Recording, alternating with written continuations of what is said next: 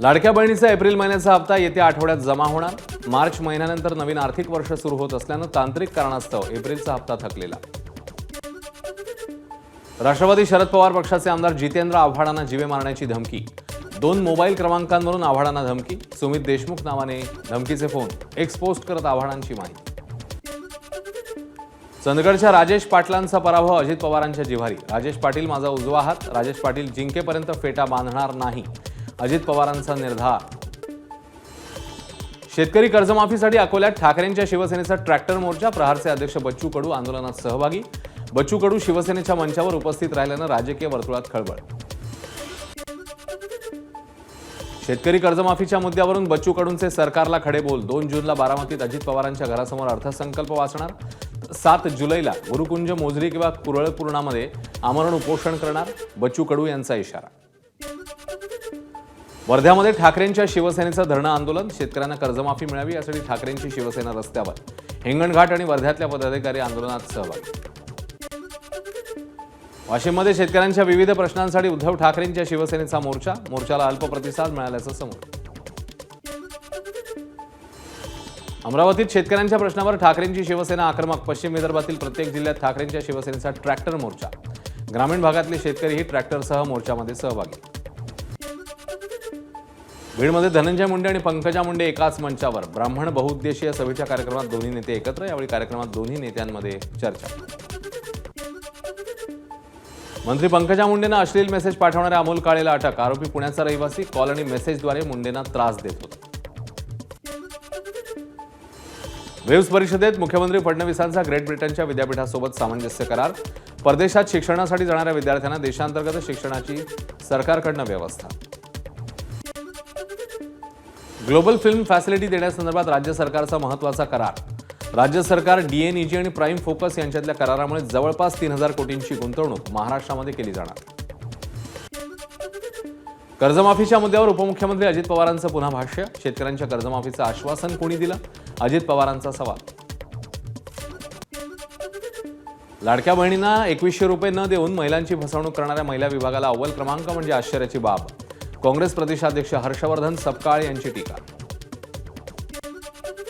दिल्ली पोलिसांकडून सलग 5 तास पूजा खेडकरची चौकशी। वेगवेगळी प्रमाणपत्र कुठून आणि कशी तयार केली याविषयी चौकशी।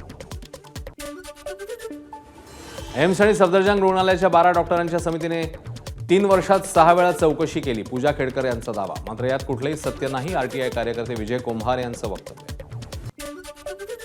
अंबादास दानवेंची पालघरच्या पोलीस अधीक्षकांवर टीका। पोलीस अधीक्षकांकडून गद्दार आमदारांना गुजरातला जाण्यास मदत। सरकारच्या 100 दिवसांच्या कार्यक्रमात पालघरचे पोलीस अधीक्षक ठरले राज्यात सर्वोत्तम। नागपूरच्या कामठीमध्ये भाजप कार्यकर्ता मेळाव्यात रामटेकमधील माजी जिल्हा परिषद सदस्यांचा भाजपत प्रवेश। प्रदेशाध्यक्ष बावनकुळेंच्या उपस्थितीत प्रवेश। दुधाराम 1.25 लाख काँग्रेसचे सक्रिय कार्यकर्ते। इंदापूरच्या छत्रपती सहकारी कारखान्याचे माजी अध्यक्ष अविनाश गोलप यांच्या मुलांना पोलिसांनी धक्काबुक्की केल्याचा आरोप। निवडणुकीसाठी उमेदवारी अर्ज माघारी घेण्याच्या दिवशी धक्काबुक्की। पोलिसांविरोधात कार्यकर्त्यांची घोषणाबाजी।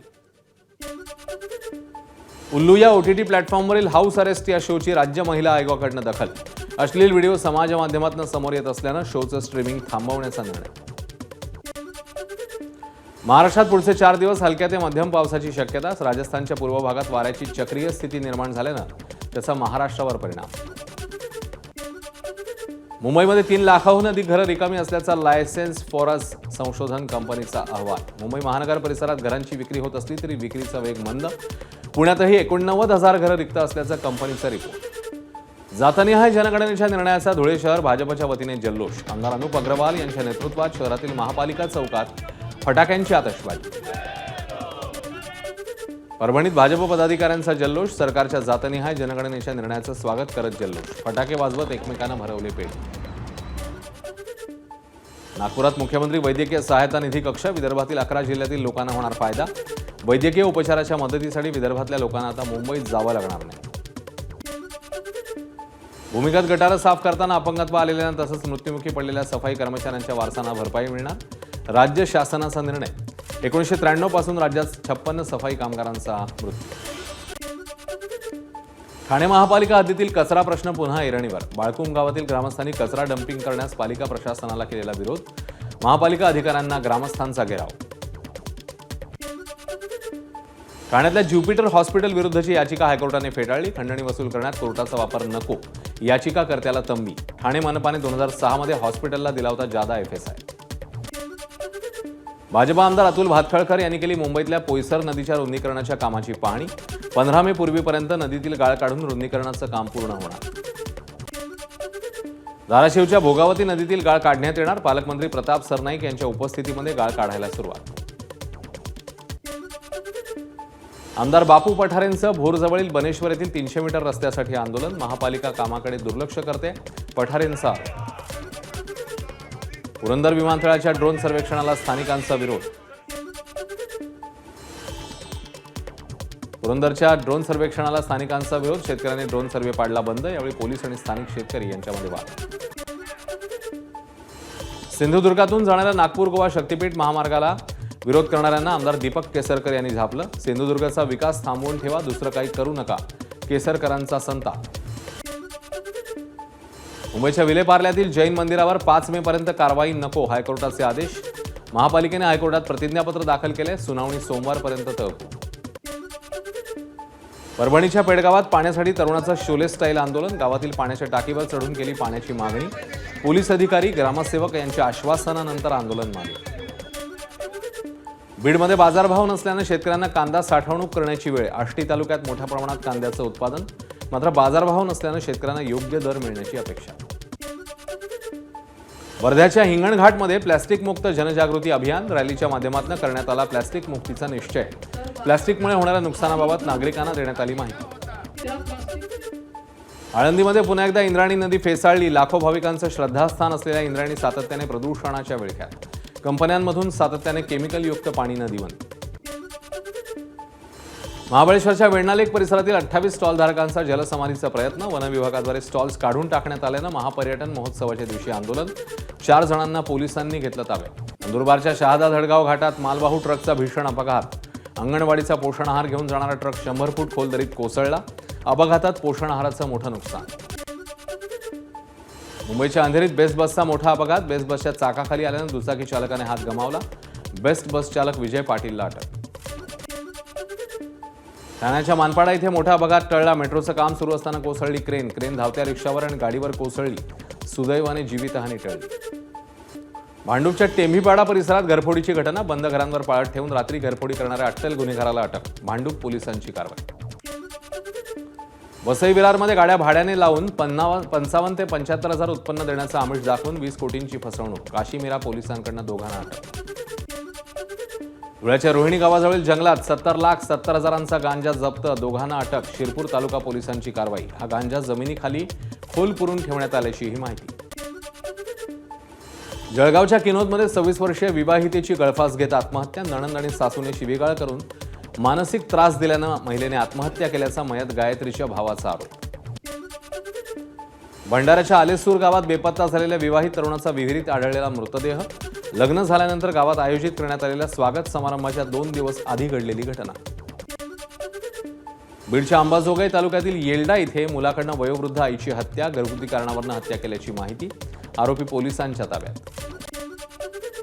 नाशिकच्या जेल रोड परिसरात एका तरुणावर प्राणघातक हल्ला. तरुणाचा मृत्यू झाला असून 1 जण गंभीर जखमी. जुन्या भांडणातनं डोक्यात दगड घालून हत्या. बीडच्या परळीत कुऱ्हाडीने वार करून महिलेची हत्या. दारूसाठी पैशावरून पुतण्यास केला चुलतीचा खून. या प्रकरणी सिरसाळा पोलीस ठाण्यामध्ये गुन्हा दाखल. कोल्हापूरच्या चंदगड वन परिक्षेत्रात 100 गावठी बॉम्ब नष्ट. जंगली जनावरांची शिकार करण्यासाठी वापरले जात होते बॉम्ब. केदारनाथ यात्रेला सुरुवात. आज सकाळी केदारनाथचं कपाट उघडण्यात आलं. यावेळी केदारनाथ मंदिरावर हेलिकॉप्टरमधून पुष्पवृष्टी. बीडच्या आष्टी तालुक्यात पीरबाबा आणि दक्षिणमुखी मारुती रायाची एकत्रित यात्रा. हिंदू मुस्लिम ऐक्याची 300 वर्षांची परंपरा. यात्रेनिमित्ताने संपूर्ण गावभरात विद्युत रोषणाई. धाराशिवच्या उमरगा शहरात शिवकालीन युद्धकलेचं प्रशिक्षण शिबिर. जिल्हा परिषद शाळेत प्रशिक्षण शिबिराचं आयोजन. स्वसंरक्षणासाठी 8 दिवस चालणार उन्हाळी शिबिर. IIT मुंबईतील विद्यार्थ्यांच्या वसतिगृहातल्या सुविधांचं आधुनिकीकरण करण्यासाठी माजी विद्यार्थी संस्थेला देणगी देणार. 100 कोटींची केली मदत. पंतप्रधान मोदी आंध्र प्रदेश दौऱ्यावर. अमरावतीच्या विकास कामांची मोदींच्या हस्ते पायाभरणी. दिल्लीमध्ये सोनिया गांधींच्या उपस्थितीत काँग्रेसच्या वर्किंग कमिटीची महत्त्वाची बैठक. केंद्र सरकारच्या जातीय जनगणना करण्याच्या निर्णयासंदर्भात बैठकीमध्ये चर्चा. नॅशनल हेराल्ड प्रकरणी सोनिया गांधी आणि राहुल गांधींना नोटीस. ईडीच्या आरोपपत्रावर बाजू जाणून घेण्यासाठी दिल्लीतल्या राऊज अव्हेन्यू कोर्टाने नोटीस बजावली. राहुल गांधी, सोनिया गांधी इतरांच्या वकिलांचा युक्तिवाद ऐकल्यानंतर समन्सबाबत निर्णय होणार. केंद्रीय मंत्री CR पाटील साई दरबारी, जलशक्ती मंत्री पाटील यांनी घेतलं साईबाबांचं दर्शन. यावेळी राधाकृष्ण विखे पाटील यांच्याकडनं स्वागत. दिल्लीमध्ये अवकाळी पावसाचा तडाखा. झाड घरावर पडल्यानं आई आणि 3 मुलांचा मृत्यू. द्वारका परिसरात पावसामुळे घरावर झाड कोसळून घडलेली घटना. कोलकाताच्या सॉल्ट लेक परिसरातील एका कारखान्याला भीषण आग. परिसरामध्ये धुराचे लोट. ABP माझा, उघडा डोळे बघा नीट.